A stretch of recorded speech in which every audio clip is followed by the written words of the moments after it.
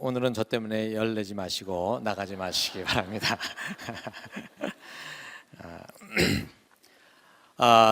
저는 제 이름은 안지영이고요.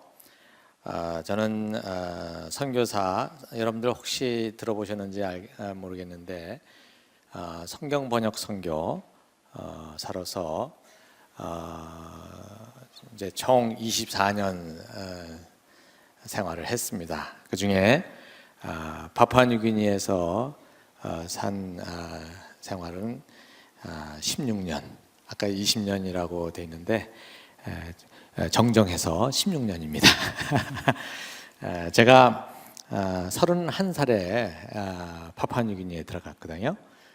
들어가서 47살에 나왔으니까 한 16년 그곳에서 살았습니다. 그리고 저는 목사가 아니었어요. 그때 제가 선교 헌신했었을 때 평신도로 헌신해서 제가 80년에 이제 헌신을 하고 81년에 이제 선교사로서 훈련을 받고 저희 아내를 만나고 거기서 같이 결혼해서 이제 선교사 생활 그 훈련을 받고 82년에 저는 이제 그 달라스에 그 Summer Institute of Linguistics라고 하는 그 저희 성경 번역 선교사를 훈련시키는 그러한 단체가 있어요. 거기서 2년 반을 이제 성경 번역을 위한 훈련을 받고 이제 84년에 다시 한국으로 들어와서 동서선교연구개발원이라고 하는 곳에서 이제 선교사들을 훈련시키는 일을 거기에서 이제 부원장으로 있으면서 있었습니다. 그런데 제가 사실 그 당시에는 평신도 선교사라는 말이 잘 쓰여지지를 않았었어요. 전부 다 선교사 그러면 목사, 그리고 또 뭐 신학생들 이렇게 이런 경우가 아니고는 선교사라는 생각을 그때 하지 못했을 때였거든요. 근데 제가 이제 평신도로서 아무것도 이제 대학 딱 졸업하자마자 이제 선교사가 되었으니까 참 쉽지가 않았습니다. 근데 저희 선교부는 선교사에게 어떤 요구를 하느냐면 절대로 선교사로 나가는 것 때문에 누구를 만나도 선교비를 요청하지 않도록 되어 있습니다. 그것이 바로 이제 faith mission이라고 이제 하는데 누가 너는 선교 나가려고 그러는데 선교비는 됐어? 하고 물어보면은 얘기를 하게 돼 있는데 제가 먼저 얘기를 할 수는 없게 돼 있는 거예요. 그거를 통해서 하나님이 저에게 정말 선교사로 나가는 것인지를 확인할 수 있는 하나의 그 바로미터로 그렇게 요구를 하고 있는 것이었거든요. 그러니까 제가 가뜩이나 목사도 아니고 전도사도 아닌데 어디 소개를 받아서 교회를 가면은 처음 물어보는 그 질문이 바로 목사님이세요? 아닌데요? 그러면 신학교는 안 나오는데요? 그럼 죄송합니다.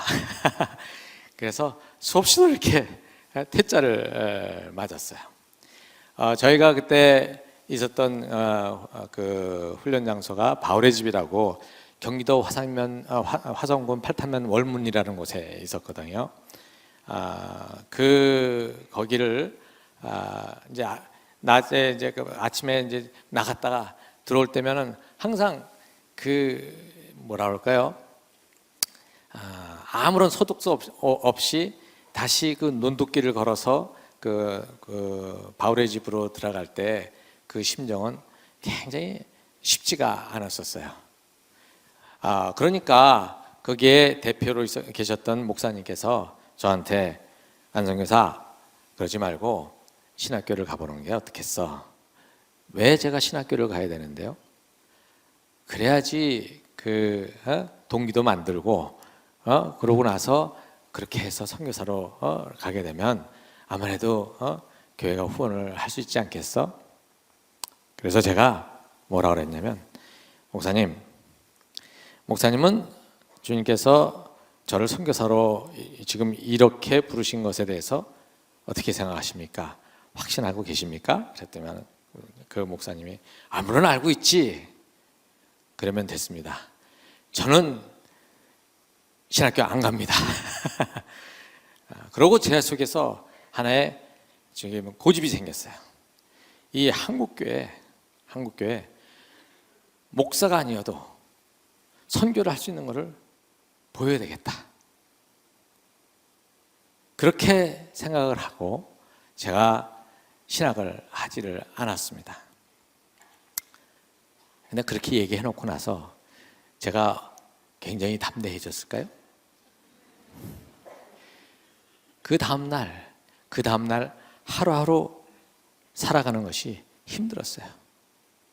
어떤 때는 저희 집사람하고 저하고 딱 마지막 한 끼를 놓고 기도를 하고, 주님, 오늘 이것이 마지막입니다.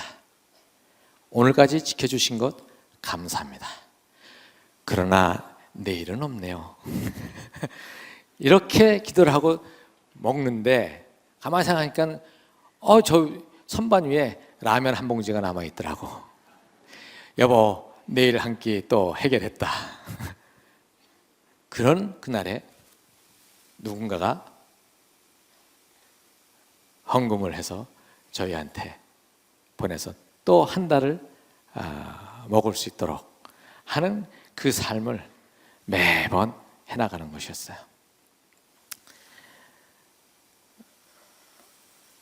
그러한 삶을 살다가 이제 드디어 저희가 이제 훈련을 받으러 미국에 갔는데, 미국에 가서도 왜 그 재정적으로 어렵지 않았겠습니까? 그 저기 뭐예요?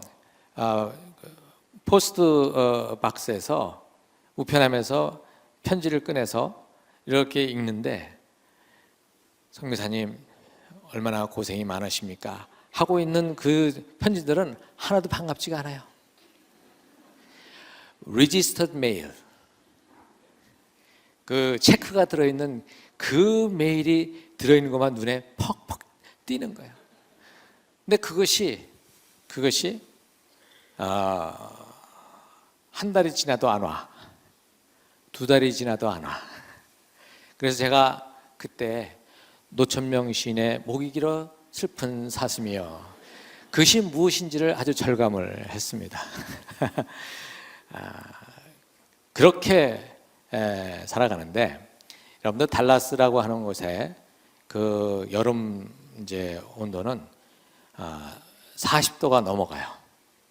그러니까 항상 거기는 에어컨을 틀어야 되거든요. 근데 저희가 거기서 에어컨을 틀지 못하고 살았어요.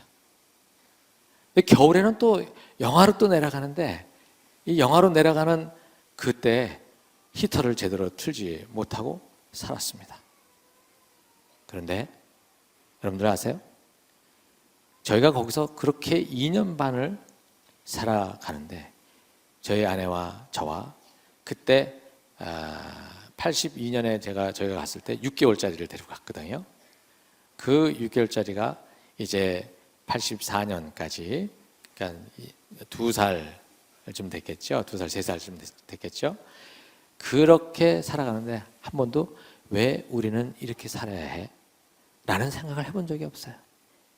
오히려 그것이 우리에게 마땅하다고 생각하고 살아갔습니다. 그러면서 하나님은 저에게 점점 배짱이 늘어가게 만들어 주셨어요. 이 일은 하나님이 하시는 일이다. 그런데 정말 그 페이스 미션처럼 저는 아무런 요구도 하지 않는데, 어떻게 알았는지 교회가 그렇게, 개인이 그렇게 후원을 해오기 시작을 하는 것이었습니다. 저는 그래서 그때부터 제 선교가 끝날 2005년까지 한 번도 이 재정의 문제에 있어서 교회에다가 개인에게 요청을 해본 적이 없습니다. 제가 2004년에 미국에서 교회를 개척했어요. 그런데 제가 한국에 1984년에 와서 86년에 2년 동안에 저기 남대문 시장 아주머니들 하고 또 여기저기 그 분들하고 같이 성경 공부를 하다가 교회가 개척이 됐거든요. 근데 그렇게 개척된 교회가 이제 또 교회를 개척해서 내보낸 것이 지금 하나, 둘, 세 군데 교회가 됐어요. 근데 달랏에서 개척할 때 저한테는 한 푼도 안 주더라고. 제가 왜 여기서 개척할 때는 개척비를 주면서 저한테는 한 푼도 안 줍니까? 하고 제가 이제 농담으로 얘기를 했더니만 다들 웃고 그다음에 다시 다 입을 쓰시더라고. 저는 제가 84년에 한 가정에서 교회를 개척해서 지금 재미나게 행복하게 지금 달랏에서 지금 목회를 하고 있는 중입니다. 제가 이렇게 86년에 이제 파푸아뉴기니로 들어갈 때 사실 제가 잠깐 말씀드렸지만 2년 동안 한국에서 기다리게 됐어요. 여러 가지 사정 때문에. 그럴 때마다 교회 가는 것이 굉장히 힘들었어요. 왜? 아니 아직도 안 나가셨어요? 나가신 줄 알았는데 이 얘기를 들을 때마다 그 말이 가슴에 비수를 꽂는 거예요. 왜? 누구는 안 나가고 싶어서 안 나갔나? 나가야 되는데 아직까지 못 나가고 있는 것이 힘들어 죽겠는데. 근데 그때 그 시간에 제가 바로 남대문 시장에 있는 아주머니들, 새벽 시장 하시는 아주머니들과 함께 또 여기 청년들, 저기 청년들과 같이 성경 공부를 했던 그 모임이 한 교회가 제가 떠나기 전에 시작이 되었던 거거든요. 하나님은 또 그렇게 일을 하시더라고요. 그리고 드디어 제가 파푸아뉴기니를 가게 됐습니다. 그때 큰애가 4살, 그 다음에 둘째가 6개월 때 이제 파푸아뉴기니를 가게 됐어요. 파푸아뉴기니는 여러분들이 어디 있는지 잘 모르실 거예요. 여러분들 요새 정글의 법칙인가 거기 보면은 파푸아뉴기니가 잘 등장을 하더라고요. 여러분들이 거기서 나오는 그 모습이 그냥 그 모습이라고 보면 됩니다. 제가 살던 곳은 있었던 곳은 이제 전기도 없고 이제 물도 없고 그래서 이제 빗물을 받아서 먹고 그다음에 전기가 없으니까 어떻게 합니까? 처음에는 이제 솔로 패널 있죠.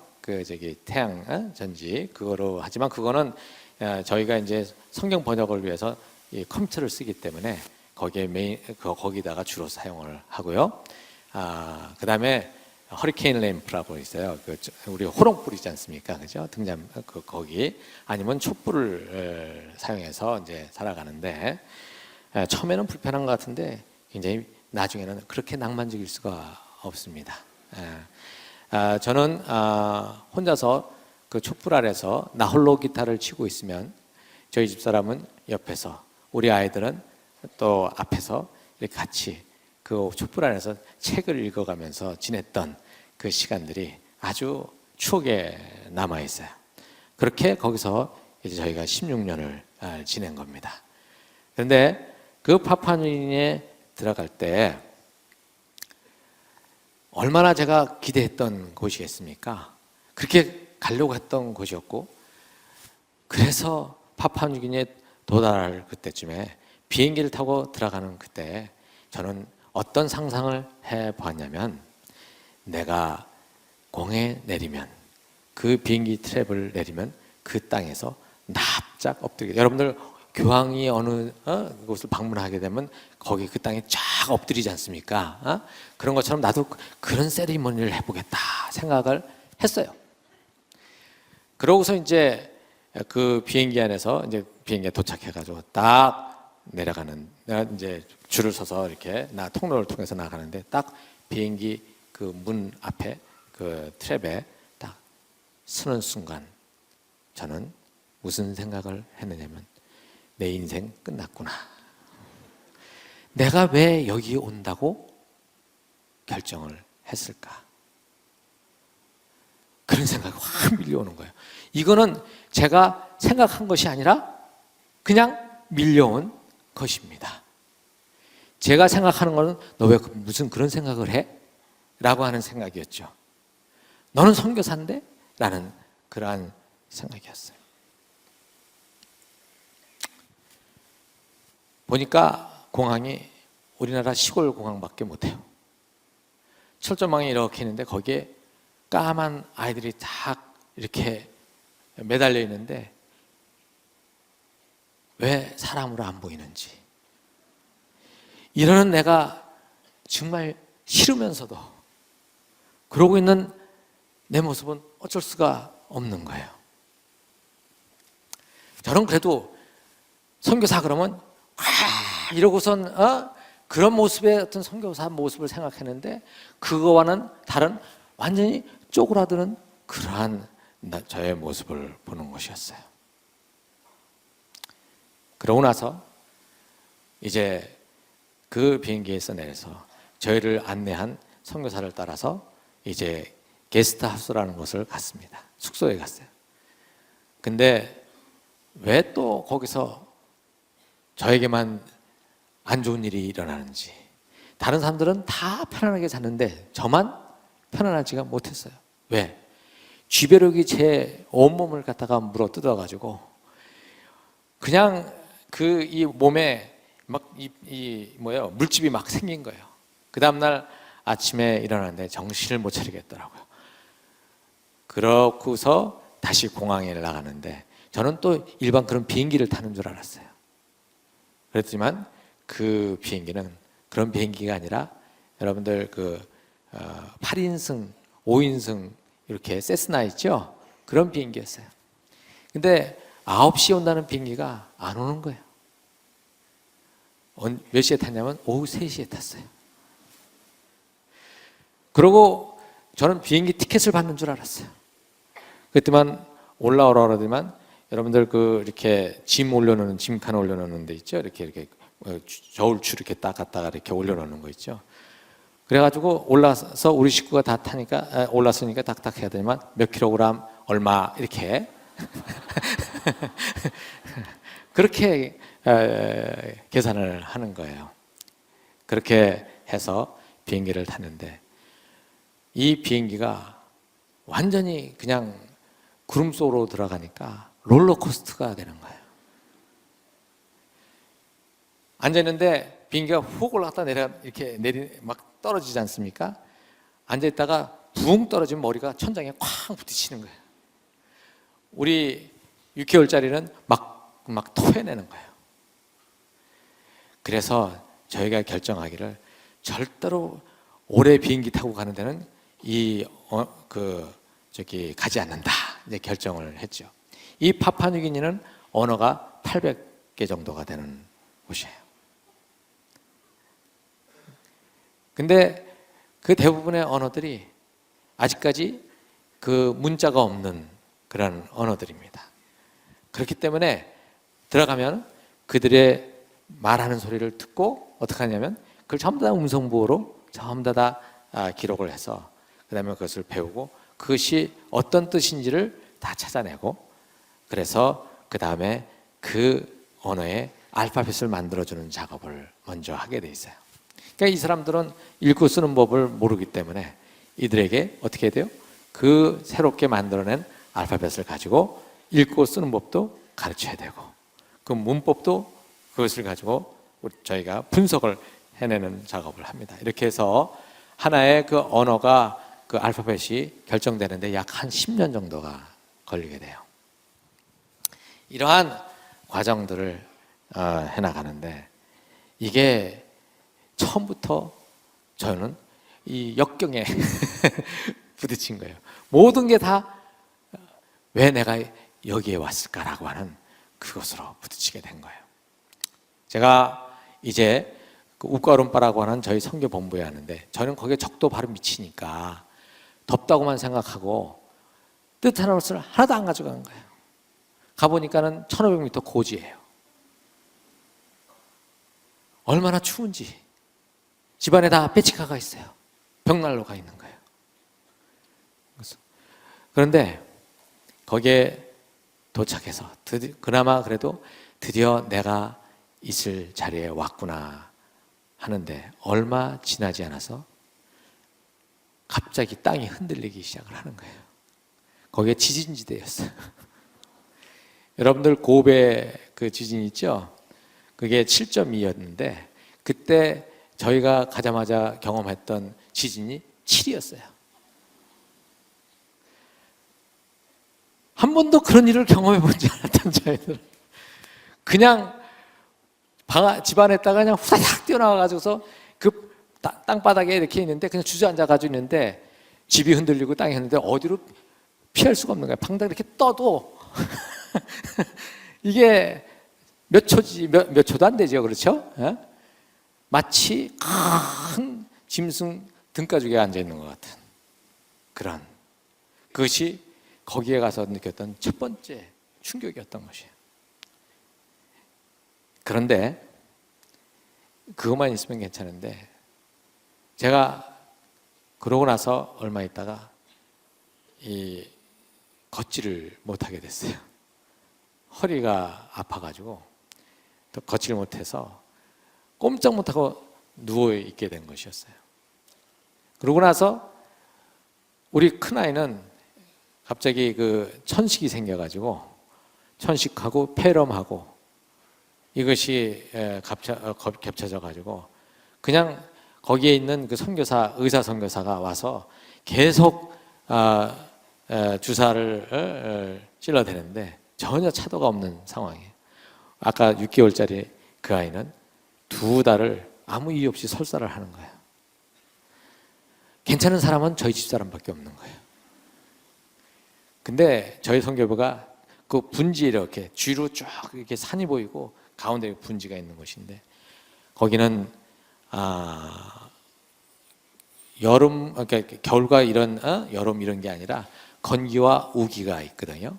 근데 우기는 비가 매일매일 오는 곳이고 건기는 비가 안 오는 게 아니라 좀 덜 오는 곳이에요. 그러니까 비가 계속 오는 거예요. 그러니까 저희 집사람은 그때가 가장 고통스러웠다고 얘기를 해요.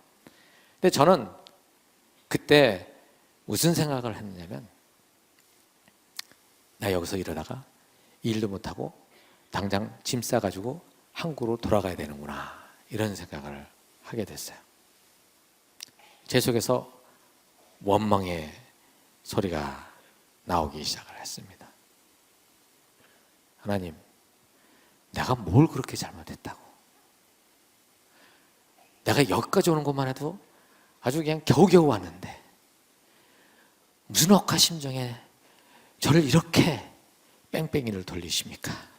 제가 이제 그렇게 기도를 했어요. 그런데 제 옆에 저희 동료 한국 선교사가 있었는데 거기는 저희가 어떻게 여기까지 왔는지를 너무나도 잘 알고 있는 선교사 가정이었어요. 오죽 저희가 힘들었으면 그 가정에서 왜 이 가정은 이렇게 안 풀리는 거야? 그 가정은 그냥 일사천리로 가는데 왜 저희는 왜 그렇게 가는 곳마다 그렇게 막히는지 내가 뭘 잘못했나 돌아봐도 이거 뭐 계시를 해줘야지 제가 뭘 잘못한 걸 알지. 정말 힘들었어요. 하나님 앞에 원망스러웠어요. 근데 죽으면 죽었지 한국으로 돌아가고 싶지가 않았어요. 왜? 우선 저희 집안은 불신자 가정이었어요.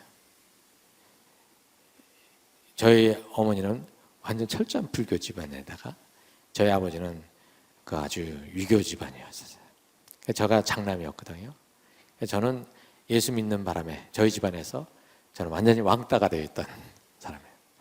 그런데 제가 이제 나가게 됐는데 제가 다시 한국으로 들어가 보세요.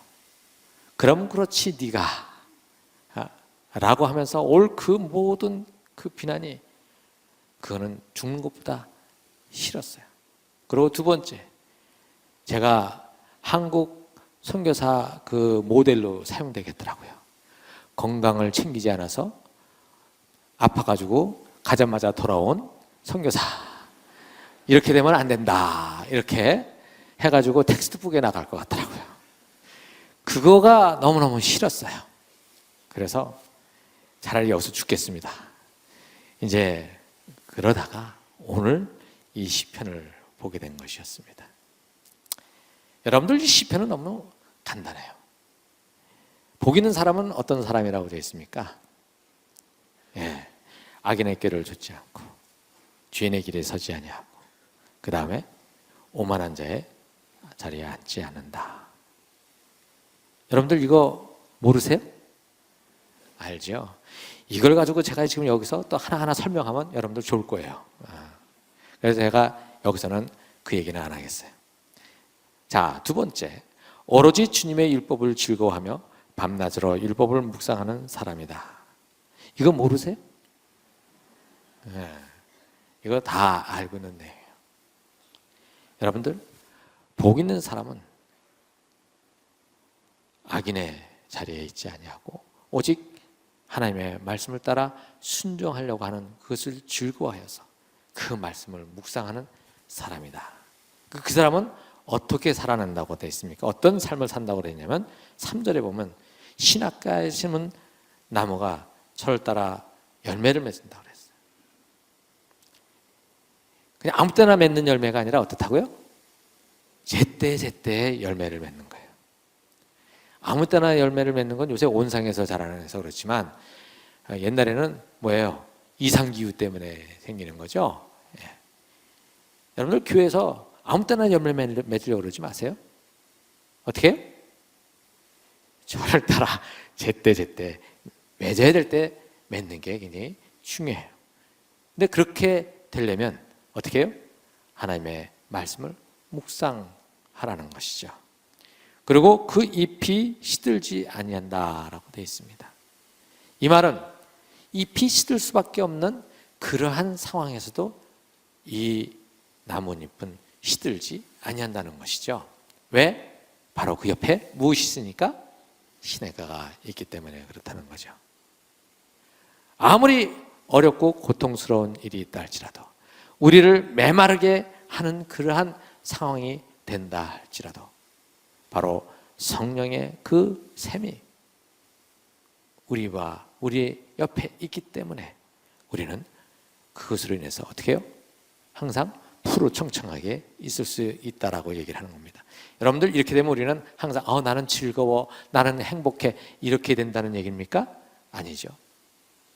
그 고통 때문에, 그 어려움 때문에, 고난 때문에 겪는 그 아픔은 여전히 느끼고 있다는 것이에요. 그러나 그렇게 고통을 느끼고 아파한다 할지라도 우리 마음에는 무엇이 흐르고 있는가요? 하나님의 평강이 흐르고 있다는 사실을 여기서 얘기를 하고 있는 것이죠. 그런데 그 다음에 뭐예요? 그 행사가 다 형통하리로다. 제가 여기에 딱 걸리고 말았어요. 아까 제가 쭉 말씀드리는데 우여곡절 거기까지 왔다 그랬지 않습니까? 제 동료 선교사가 저 집은 안 풀려도 저렇게 안 풀릴 수가 없어 라고 하는 말에 정반대되는 얘기가 여기에 있는 것이었어요. 저는 그때 누워 있으면서 이 말, 형통하리로다 하는 이 말을 붙들고 하나님과 씨름하기 시작했습니다. 주님, 하나님께서는 지금 다 형통할 것이라고 말씀하셨는데 왜 저는 이제 한국으로 돌아가야 될 정도로 이렇게 힘듭니까? 왜 저는 이래야만 합니까? 라고 하는 질문을 수없이 던지면서 옆에서 우리 아들이 고통스러워하고 우리 딸이 계속 설사를 하고 있고 이러는 이 지경 속에 저는 이 질문을 계속해서 던졌습니다. 근데 답이 나오지를 않더라고요. 여러분들은 어떻게 생각했어요? 여러분들은 이 형통을 어떻게 생각하십니까? 제가 가지고 있는 번역본에는 하는 일마다 다 잘 된다 이렇게 되어 있는 거예요. 하는 일마다 다 잘 된다는 거예요.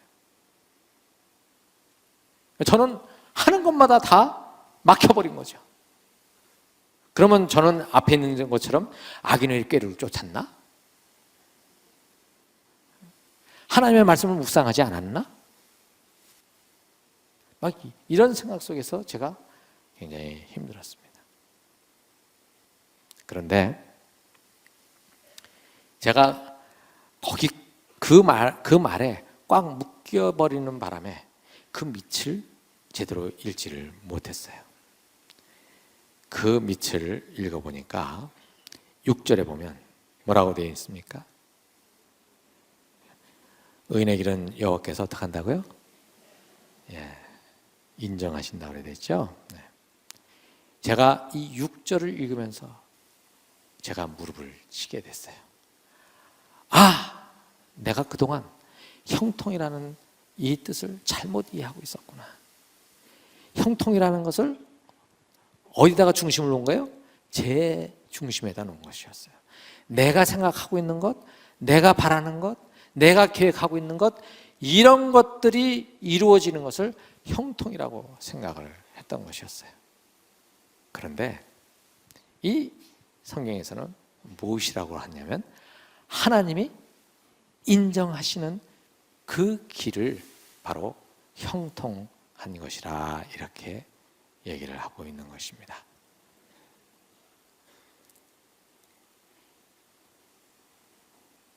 우리가 생각하는 형통의 일은 세상이 얘기하는 형통이에요. 뭐 하는 것마다, 사업하는 것마다 탁탁 잘 되는 사람 있지 않습니까? 뭐 어떤 사람은 그냥 이 사업하면 그냥 탁 되고 저 사업하면 저도 되고, 야, 저 사람은 어떻게 하는 것마다 저렇게 돈이 붙어? 어떻게 저 하는 사람마다 사람 복이 있어? 이런 얘기를 하지 않습니까? 그렇죠? 그것은 다 무엇이에요? 세상에서 얘기하는 형통이요, 복인 것이에요.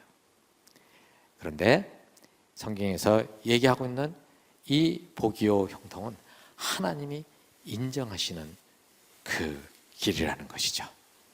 비록 힘들어도, 비록 어려워서 여러 가지 그 허들이 있어가지고 넘어서야 되는 힘든 고통스러운 일이 있다 할지라도 지금 가고 있는 그 길이 죄인의 길이 아니요, 악인의 꾀가 아니요, 오만한 자의 자리가 아니라 하나님이 뜻하시는 하나님의 말씀을 따라 걸어가는 그 길이라면 세상 사람들이 볼 때, 우리가 겉으로 볼 때는 어떻게 보여요?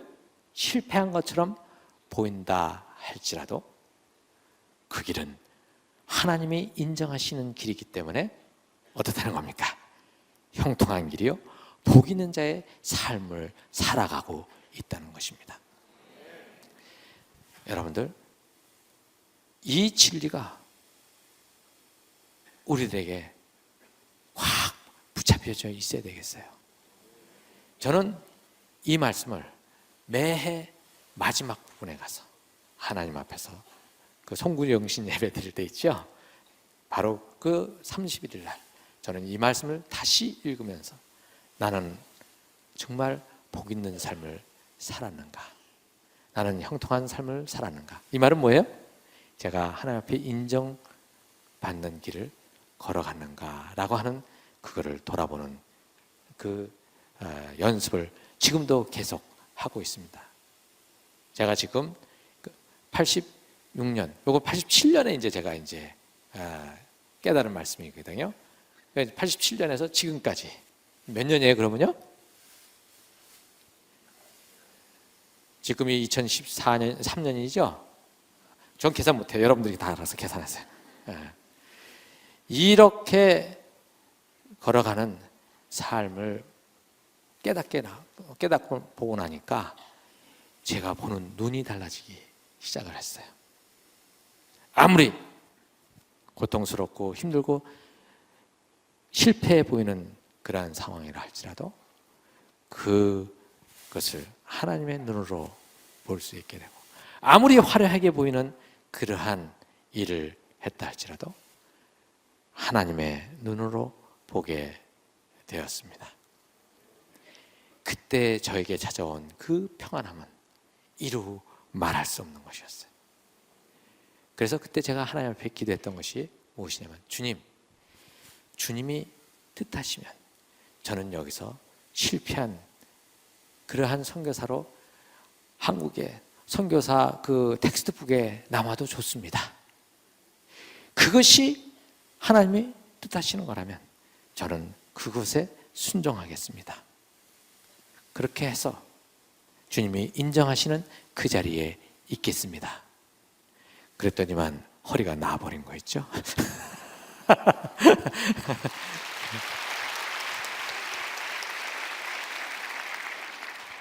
그러고 나서 저희 아이들도 다 괜찮아져 가지고요. 그 다음에 이제 저희가 정글 훈련을 가야 돼요.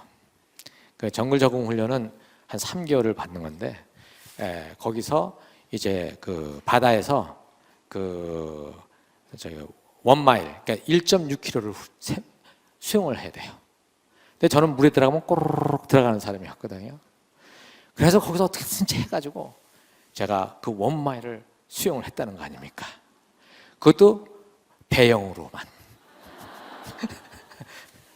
그 배영을 하다 보니까 자꾸 그 선을 이렇게 줄을 해놨는데 그 줄대로 가지 못하고 오른쪽이 더 세니까는요, 하다 보면 이만치 와 있어요. 그럼 다시 보고서 다시 막 이래가지고 거기까지 가야 되니까 제가 1마일 한 게 아니라 2마일을 아마 했던 것 같아요. 얼마에 했는지 아세요? 2시간 반.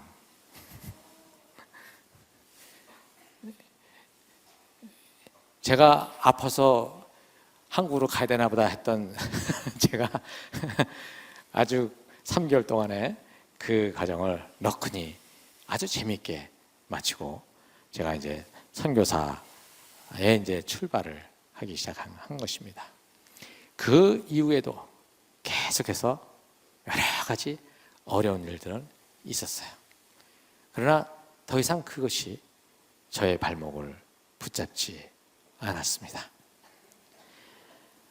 하나님이 인정하시는 그 자리에 내가 들어가야 되겠다, 이러한 생각을 계속 해나가고 있었기 때문에 그렇습니다.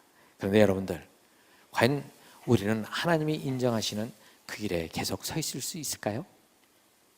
여러분들 돌아보시면, 여러분들 지난 일주일 동안 삶을 보면 여러분들 얼마나 하나님 앞에 뜨끈뜨끈한 얼굴이 붉혀지는 일들이 많습니까?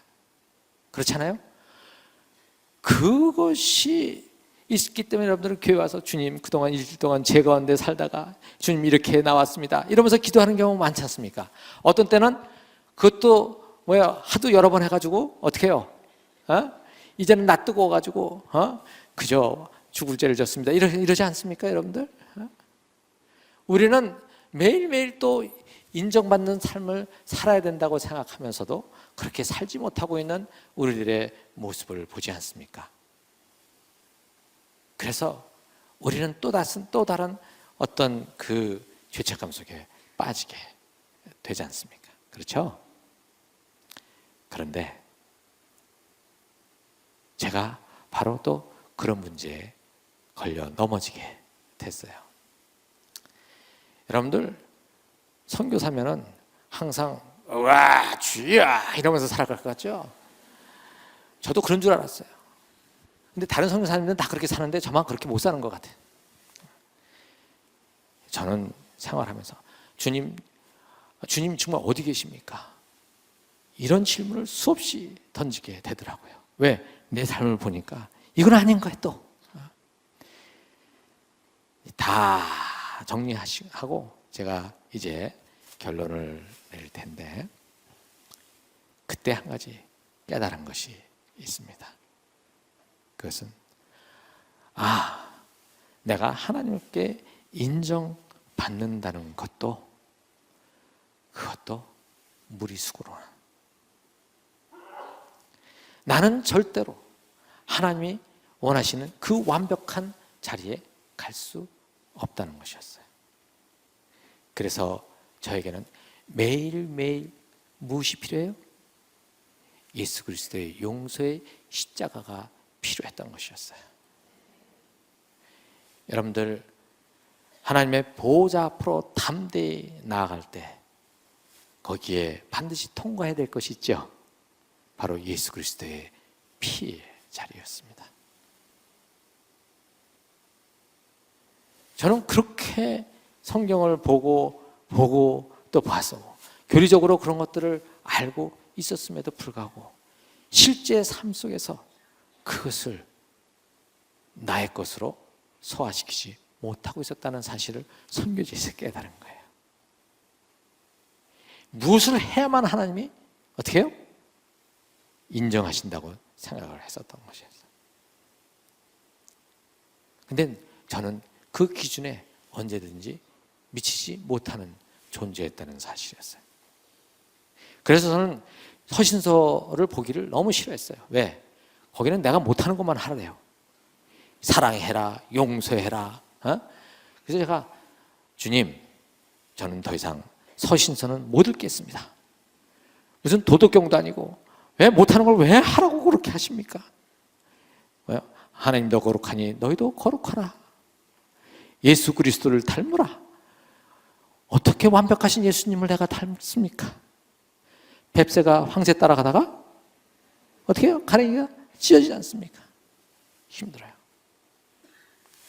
그런데 주님께서는 우리가 못하는 것을 하라고 그러시는 것이 아니라 바로 무엇이에요? 우리가 조금만 그것을 향해서 움직여 가도 하나님은 어떻게 생각하세요? 야, 너 잘했어! 이렇게 하신다는 사실이었어요. 여러분들의 자녀들 키울 때 제가 이제 할아버지가 됐거든요. 이제 한 달 됐어요. 근데 오늘 처음 봤어요. 아이들 키우면서 애들이 발을 한 발 딱 디디면 뭐라 그럽니까? 엄마들. 얘가 걸어요 그러잖아요. 그죠? 한 발밖에 안 디뎠는데 뭐라 하면 얘가 걷는다고 그런단 말이에요. 그리고 오늘도 제가 그 손주 녀석을 보고서 뭐 이걸 이러더라고요. 얘가 말을 하네? 그리고 얘가 뭐냐면 이렇게 하는데 얘가 웃네? 웃기는 뭘 웃어요? 걔가 아직 모르는데. 이것은 뭐예요? 부모의 심정이죠. 그렇죠? 할아버지 할머니의 사랑하는 심정으로 보니까 어떻게 되는 거예요? 조금만 해도 어떻게 해요? 완벽한 것으로 받아주시는 거예요. 우리가 조금만 해도 너는 의인이야 라고 말씀하시는 거예요. 내가 그것을 다 했기 때문에 의인이라고 말씀하시는 것이 아니라는 것이에요. 제가 그것을 깨닫게 되었어요.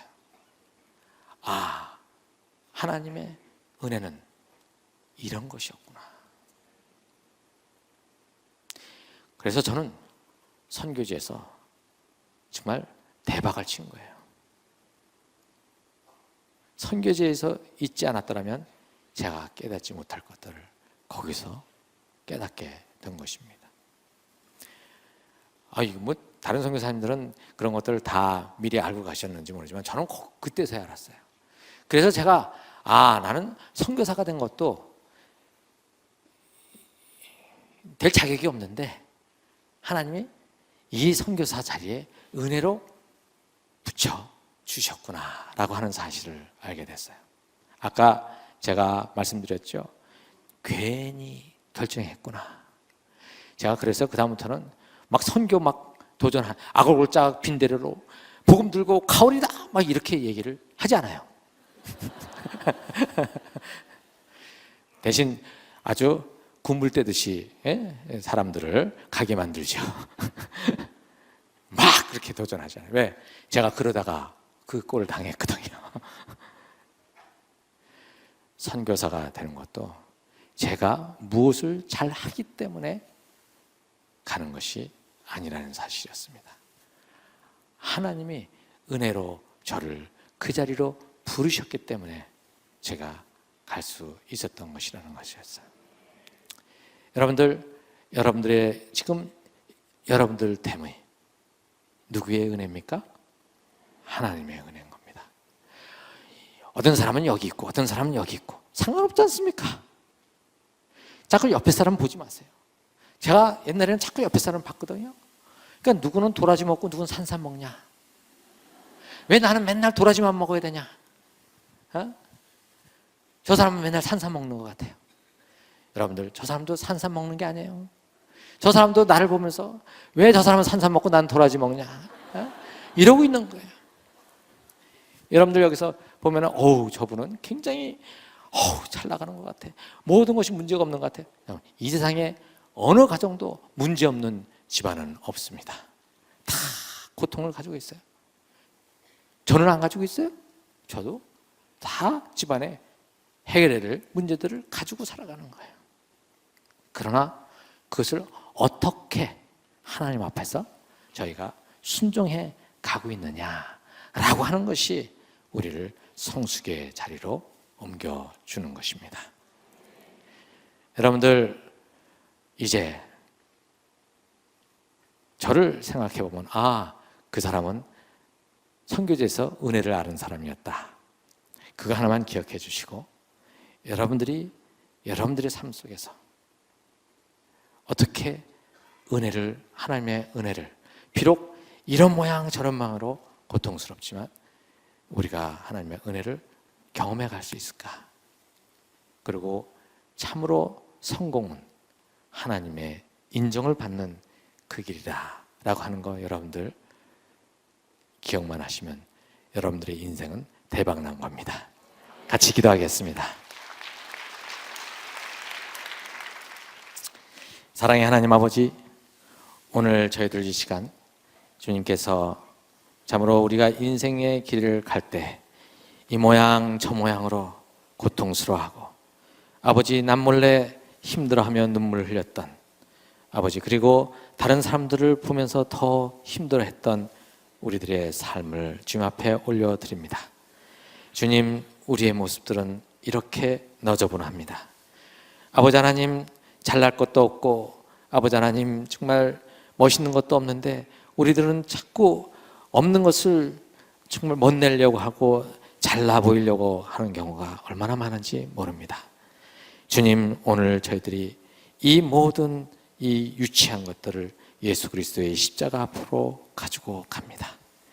주님 앞에서 이제 주님이 우리를 은혜로 받아주시고, 우리가 조금만 움직여도 그렇구나, 나의 충실한 종아, 나의 신실한 종아, 너는 나의 아들이다, 너는 의인이다 라고 말씀해 주시는 그 하나님의 음성을 들을 수 있게 하여 주십시오. 아버지, 이 성경 말씀에 그것이 가득 차 있는데 우리가 그것을 보지 못합니다. 주님, 우리의 눈을 열어서 주님 하나님의 마음을 알 수 있게 하여 주십시오. 하나님의 그 심정을 우리가 가슴 뜨겁게 아버지 하나님 알 수 있게 하여 주십시오.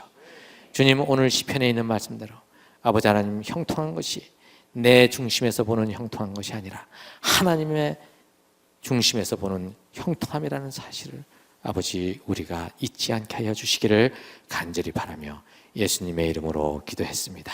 아멘.